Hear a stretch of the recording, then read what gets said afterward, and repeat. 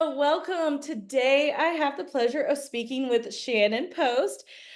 She is based in Talkeetna, Alaska, and she is a dedicated career mentor and executive coach.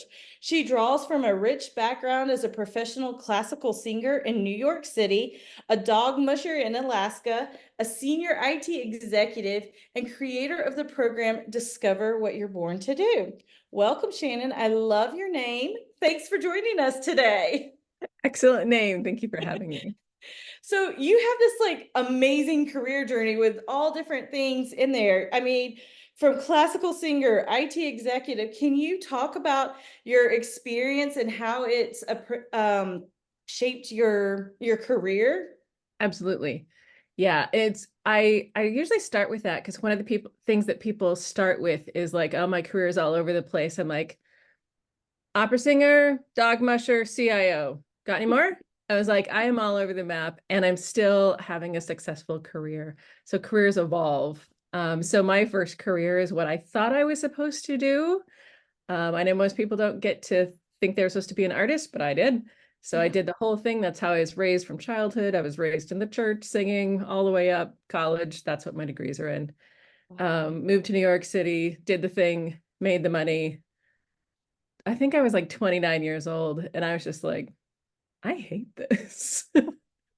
Like I'm supposed, and it was hard because everybody's like, oh, it must be so amazing. And I'm like, yeah, I mean, singing with Zubin Mehta at the New York Philharmonic is amazing. You're dead if you don't think those experiences are great. But the lifestyle itself, I was raised in Montana, so New York City is a big difference. And I Yes. learned to love the city, but I am a wilderness girl. Um, and it was a really hard cut. My family had big feelings about it. Friends had big feelings like, oh my God, if you cut this contract, it's the end of your life.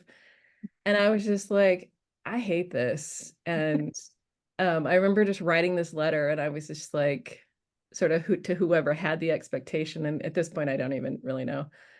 Um, I was just like, you've had the first 30 years and I want the rest. Like I've done what I'm supposed to do. I've put myself in the box. I've literally performed the role.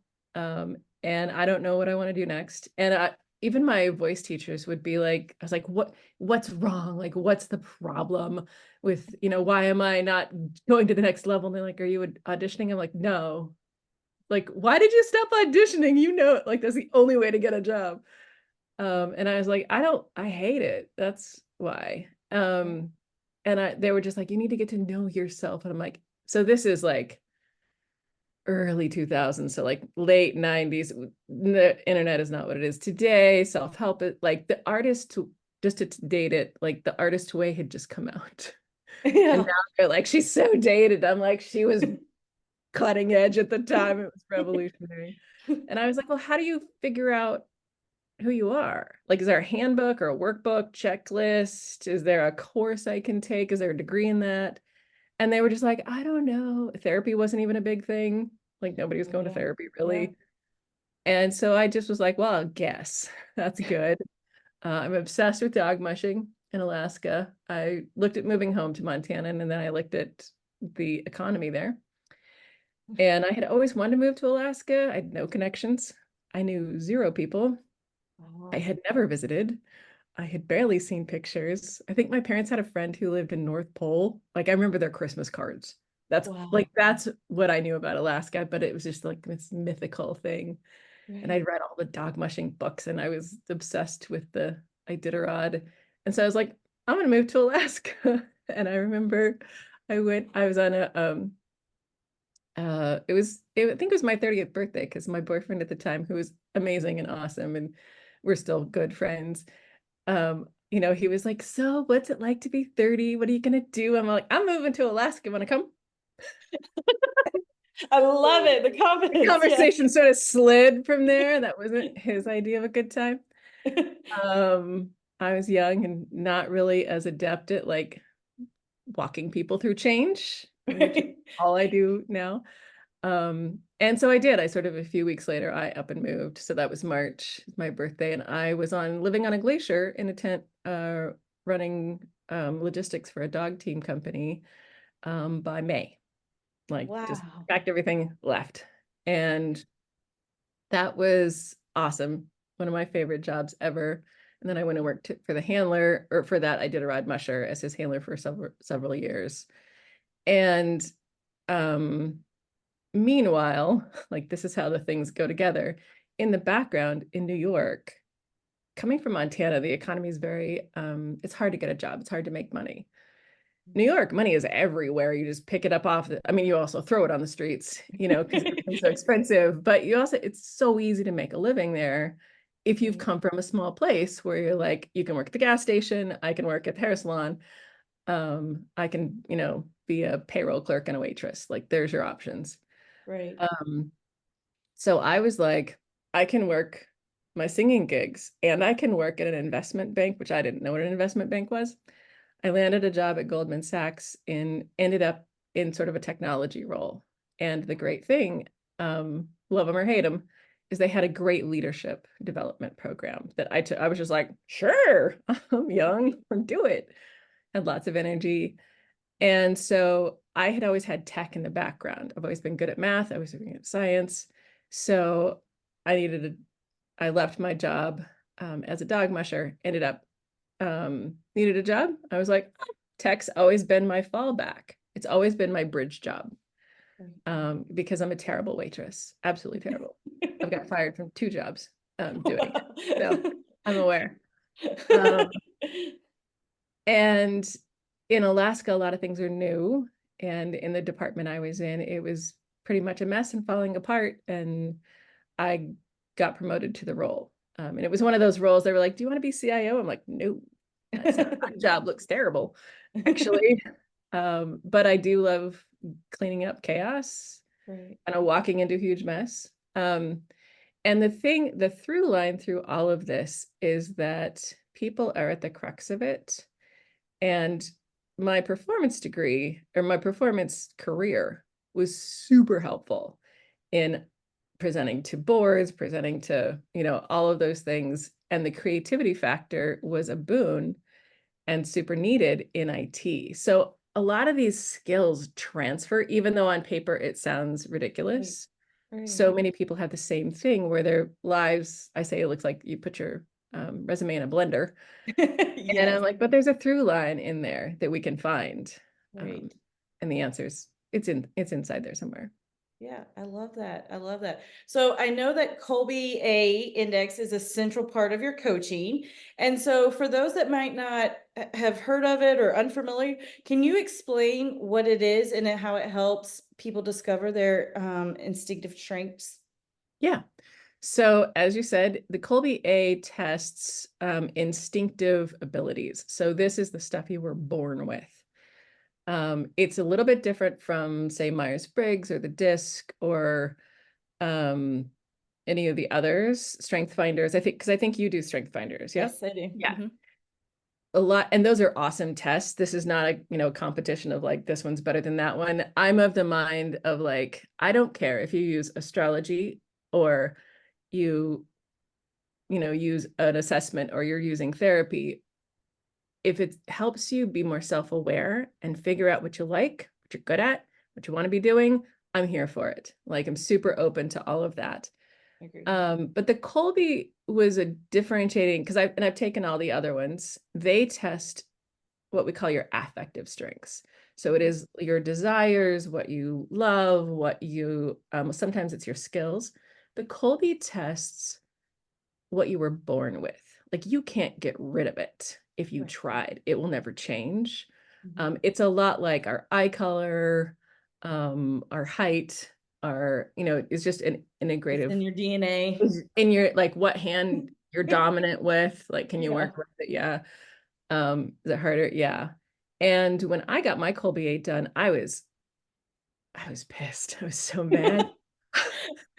Because everything I thought the world wanted from me, detail oriented, timely, systematic, low risk tolerance, like all of that, I tried really hard and I was like, I am detail oriented. And I mean, if you live with me, you're like, you're not actually at all. You forgot to buy a car when you moved to Alaska, like as a detail. Oh my goodness. I'm like, yeah, I guess that's not a detail. But um it's not my strength, but I was working really hard to do it.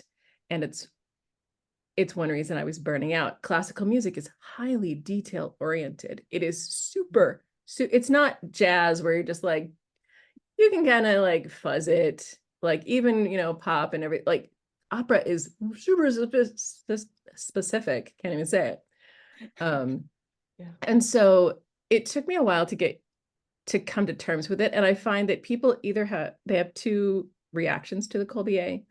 They're either like, oh, I knew this about myself. That's why people think I'm weird or I'm being, stubborn. And then there are others like me who are like, I am not. I refuse your numbers. Right. And it took me a while because of what I thought it meant. I thought it meant I was flaky. So I'll start with the numbers of 3, 2, 10, 4. So, and I thought being a 10 quick start meant I was flaky. And I was like, I am not. And so that's a value judgment, not an instinctive judgment. And it means you're innovative, not flaky. But we have all this cultural stuff around what it is, what it means to be a good person. And especially in the US, we care very deeply about being good people. Right. And And what a real leader trait has to have. It has to have these traits, and otherwise you're not a good leader. And that's not we know that's not true. yeah, absolutely. And it does come out in a lot of the other assessments. I just like this one because it does pinpoint burnout for people. There's a result that will come out. We call it you're in transition. It's basically inconclusive. And it almost, in my practice, means something's really wrong. Like you have been in a role so long that you think it's you. I'm honestly surprised I wasn't in transition because that's how you identify. But once you work through that and you're like, oh, actually, I'm more fluid and flexible. I need systems. I need to hire an assistant who's really good at systems. I need, you know, a partner who's really good at mitigating risk, something like that. It can help balance out and reduce the stress load. And often that's what's creating conflict in teams, conflict at work, conflict at home, and overall like contributes to burnout. Yeah. Well, I mean, I can probably speak for most of the women that are listening. I mean, we as women typically have, especially working women, we typically get to the burnout stage. So, how does this Colby A help identify and help avoid getting to that burnout in work and life? Absolutely. So one is the awareness. So stage one, awareness.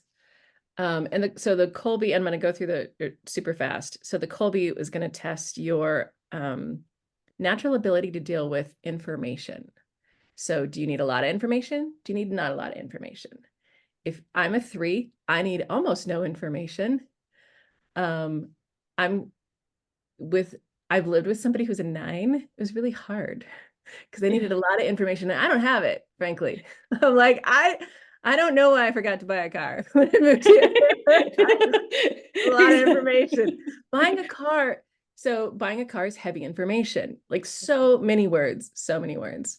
I'm like, it's blue, great. It drives 50 miles to the gallon. That's all I need to know. Being a mom, high information. There's so many things to keep track of. Yes. I was a nanny for about 1.5 years, and I was like, wow, this is a lifestyle choice, not a hobby. And I don't know that I didn't think I wanted it, but I do not. Like, this is not right. Because kids come with a lot of information. School is a lot of information. Getting into university is a lot of information. Vaccination, like all of the things that kids come with. Like, how do you feed them? What time? Activities. All the activities, the mental load that women still have, it's changing, but it's not done yet. Yeah. So how do you deal with information? Do you need a lot, little? How do you deal with systems? So how do you deal with the organization of things? Are you super fluid?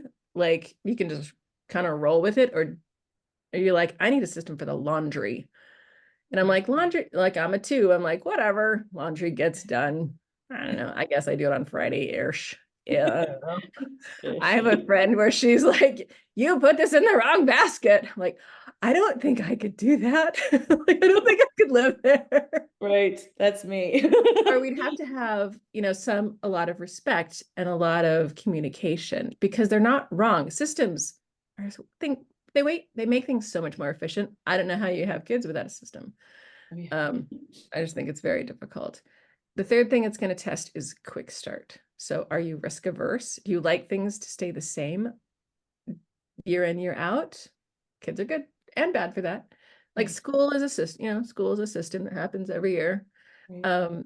Or are you on the other side? I'm a 10, love risk. I like change for change sakes, like just for the heck of it. I'm like, that sounds fun. I rearranged the furniture the other night because I don't know. I was like, I'm feeling itchy. My husband does that. I come home, went upstairs, and the whole upstairs had been rearranged, and I'm Yeah. like, "Why?" He went, "I just was bored with it. We've had Yeah, it like wrong this for, question. like, a few Why months," and I'm not? going, "But it worked. That's how we had it planned. Like, why? Why are you doing this to me?" Yeah, yeah, yeah. And because it's your instinct, this is such an interesting part of the Kolbe. Because it's an instinct, you feel it physically. Like he rearranges the furniture and you're like, like it's a physically felt sensation. It's not like I dislike this or I logically think this isn't a good plan. It's like, I need to leave. I I need need to take a deep breath. My heart is pounding. I need to go outside. You have disrupted my world. Right. And opposite, like if he has to live with, and I'm gonna make some assumptions here, if he has to live with nothing ever changing, he's gonna feel like the air is leaving the room and like all his cells are just shutting down inside his body. Right. It feels super stifling. Yes. Same at work. Like all of these things, it does, like the Kolbe does not care where you are. This is how you're taking action. It's not always your routines and your habits. Like I have taught myself a routine in life because it makes sense. It makes my life easier. It's not my nature. So the last thing is how you deal with the physical world. So kind of on a level how handy you are. So if you think like our 1, 2, 3, we call them implementers. It's not, if you can implement a project, it's like, can you build a boat? Do you want to fix your chair? Do you change the oil in your car? So people 1 through 3 have the gift. And that's the thing I like about the Kolbe is it's all strengths. There's no weaknesses that we're talking about. Like we acknowledge weaknesses exist. Right. But a 1, 2, 3 is the gift of seeing things in their head, like an architect. Like they can envision this building and draw it. 7, 8, 9, 10s are your chefs, your, rock bands, your athletes. Athletes are always, because they're very physical, they understand distance and time. You get two people together, like even in the workplace. I did this assessment for this company and I walked in and everything was broken. Everything, chairs didn't work, coffee, like nothing, or it was like taped together. And I did their whole team's Kolbe because it's a great exercise to do. And there was nobody above like a 2 in implementer. And I was like, well, the first advice I have for you is to get a handyman. Like stop, or just buy another one. Just buy another one. Like it's not that you can't learn how, it's going to take a lot of effort because you're driving against your inborn instincts. You can, but I wouldn't architect a career around it or a lifestyle around it, if that makes sense. Right. Yeah.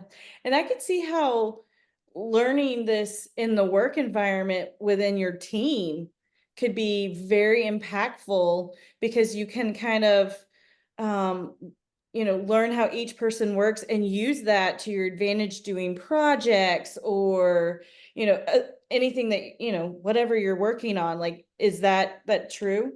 Absolutely. Yeah. Absolutely. And I would say the Kolbe is the number one thing I know of to reduce conflict in the workplace. We start understanding each other better. And it helps a manager put the right people in the right seats. So that's also a theme with like same in dog mushing, same in IT, same in everything else. IT is a good example. So I am not a typical quote unquote Kolbe number for, and I would be good in a startup. Like, and I was great on the help desk. I love the help desk. Where most people hate that. I'm like, oh, it's chaos all the time. It's great. It's super fun. You never know what's happening. Yeah. I would make it like I tried to be a systems engineer. I had a boss who's like, be a systems engineer. And I just cried for for the first 3 chapters and just handed all the books back to him. I was like, I can't do it. And I would walk into a department, and especially now consulting, and you can almost see immediately the wrong people in the wrong seats. You have a project manager who just never hits the deadlines, you just can't keep it together. Well, there are 2 in follow through. Yeah, no, you should be like a 7, 8, 9, 10. And like you want your projects to, they have a instinctive, an initiating follow through is what we would call them, have an instinctive drive to like complete projects. Yeah. Like I have an assistant that like she will drive it. That last 10% must be done before she starts the next one. And it's the greatest. I'll fight against it for sure. Cause I'm like, no, move on to the next thing, new thing, new thing, new thing, new thing. She's like, you have 7 projects open. We have to finish them. And if you don't know that about yourself, it creates a lot of conflict. Why are you doing this to me? Why are you trying to sabotage me? I can't function like this. I can't work like this. That's the number one phrase I hear. Like, I can't work like this. I can't work with her. And you get your Colbys, you're like, you can work with her. Just stop trying to make her a giraffe. She's a giraffe climbing a tree, you know? You're like, it's not Exactly. possible. Yeah. It's So possible. It's just really hard. what advice do you give to these women that maybe are in a job, or because it looked good on paper, or it was just a promotion and they went, that's what I want, but yet it's not right for it doesn't fit with their real natural skills and their Colby score, and they're like you said, they're just not feeling it. They're burned out. What advice do you have for these women? It's a good question and super common. So if you're that woman, you are not alone at all, especially if you're heading towards your 40s and you're heading into perimenopause and that whole parade.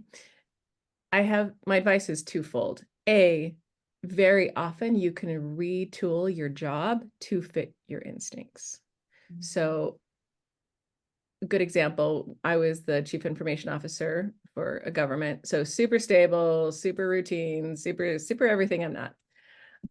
They needed innovation, and it was the right job at the right time. Not the right job forever, but I started what to delegate. I started delegating things like budget systems. I'm like, I'll look at the budget, but you don't want me building the Excel sheet. It'll never get done. So you know what to delegate. Can you rework it? Are you also doing the same thing at home? So if things are like a good example is like if you are 1, 2, 3 in Fact Finder, let's say. So you don't need a lot of information, you need like bullet points. But you work in an attorney's office or you're an attorney. It's like, what kind of attorney? I would say like maybe not trademark, or patent law, maybe more defense attorney, because gosh, you never know what's going to happen. Right. So sometimes it's like changing the flavor of what you're doing. Like I was good on the help desk in IT, and I was good as a CIO. Those system admins, like just can't do it. I would rather dig a ditch for the rest of my life. Two, so sometimes I'm going to go back to what I was meant to say. So if your job requires a lot of information gathering, and that's not one of your big strengths, can you delegate it? Are you also doing a lot of that at home? So if you're also a mom, are you doing all the mental load with crafting what are we going to eat? Can you delegate that off? Can you get help at home so you're lessening that burden? Because maybe your job is a really good paying job and it's on the way to the thing you want to do. So it makes sense to mitigate it. So how do we mitigate that in your personal life and in your work life? If it's just like this place is, a trash heap and I've picked this job or it's, not a trash heap and there's nothing I can do to make this job better for me, then I recommend looking for a bridge job. So it's that intermediate. I give the advice, I'm like, stay in the job if you can. It is less effort, no matter how bad it is, unless it's like dangerous physically, mentally, Right. normal disclaimers. It seems like, oh, this next new thing is going to say, but if I just change my job and you just get on what do they call it? The hedonistic treadmill, like this next thing will be better. This will do it. And you're like, no, it won't. Right. And bring yourself with you. If you can stay in your job and figure it out, best. Next best, bridge job. So what skills do you need to enhance you need a meantime job, because you cannot figure out what you want to do overnight, or you would have. You would Right. already, you Exactly. I wouldn't have a job.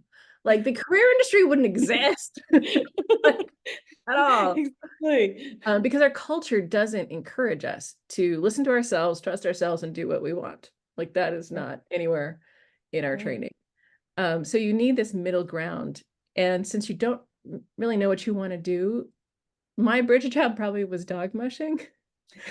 Like Right. maybe not the most lucrative, definitely the most joy-filled for sure. Sometimes, like if I had to get a bridge job right now, I would go into sales, just like straight cold call on the phone sales, because I'm like, that's a skill that, what business owner doesn't need that? Right.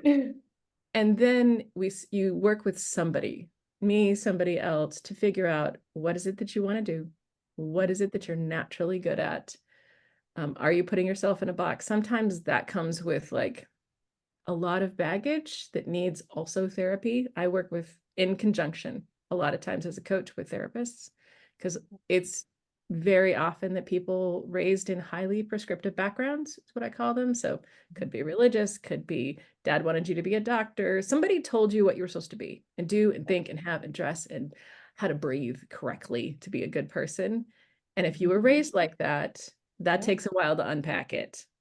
Yes. I definitely tailor myself to those people because I was that person, so I get it. Yeah. Like sometimes you're like, I got it. I know who I am. And then 2 years later, you're like, okay, closer. I was closer. Closer to who I But know, also, knowing who I really am. I totally thought I liked that. Actually, I don't. I was trained to like that. Yeah. So it really depends on the person and their situation. But if I had to give blanket advice, can you fix the job you're in? Can you find a bridge job? Ideally, work with somebody to figure out. And I really think if you're in that place, you need to work with somebody from the outside. It's really hard to see yourself. It's hard to cut your own hair. It's hard to, give yourself a massage, all that sort of stuff. Right. But working with somebody that can reflect from the outside, that's objective, isn't your spouse who like has a stake in the game Right. of you Exactly. keeping your 6-figure job. So Exactly. that would be my advice. Exactly. Well, you have a free gift for our audience. Do you want to tell us a little bit about that? I do. I think I actually have 2 free You gifts have for 2 free your gifts. audience. So it's a It's a twofer. twofer. So one for the Kolbe A, your audience can get 10% off of the Kolbe A if they go to my website, which is shannonlpost.com. It's the L, it's not an I. shannonlpost.com. And you'll see work with me, and just go to the Kolbe A deep dive, and they just need to enter the code FOX. I thought that'd be easy to remember.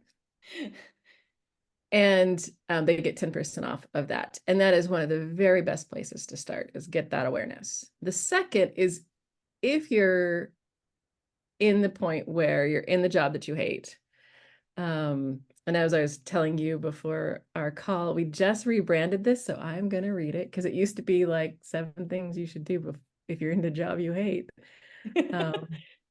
And now you'll find it under 7 game-changing moves to make before you hand in your resignation. And these are the lessons I've learned from not doing this. Can you just rip up your life and burn it down and start over tomorrow? Yep, hard. It's very hard. You're going to pay for it for 10 years. So just do the work now. But it's 7 very practical things, like get all your finances in order. And kind of how I think of it is, Like, how do you wring all the goodness out of this crappy job or out of this stressful job or this job you love but is killing you before you make the move? So you have a graceful exit and you just hand in your resignation and you keep, all of your bridges from burning, and you have that feeling of peace peace could be joy when you leave, but you're not like, oh, I wish I had, stayed another 2 weeks and actually not just, slam the door and burn the building down. Exactly. And the link to download that is going to be above this video. So make sure you download it from there. And Shannon, I really just appreciate you being here today. Do you have any final words for our audience? I don't. Well, I guess my final word is that you have what it takes to make that change. You do. Like, you're going to think it's impossible, and it's just hard. It's hard, not impossible. So if you're having that itchy feeling, listen to it. Awesome. Well, thank you so much for being here today. Thank you for having me.